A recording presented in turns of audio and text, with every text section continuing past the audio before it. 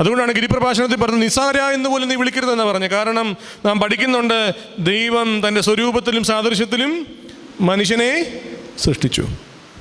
എൻ്റെ മുമ്പിലിരിക്കുന്ന നിങ്ങൾ ഓരോരുത്തരും ദൈവത്തിൻ്റെ സ്വരൂപമാണ് എന്ന് മനസ്സിലാക്കുവാൻ എനിക്ക് കഴിയാത്തിടത്തോളം കാലം, പ്രിയമുള്ളവരെ, എൻ്റെ നോമ്പിന് ഒരു അർത്ഥവും ഒരു വിശേഷതയും ഇല്ല.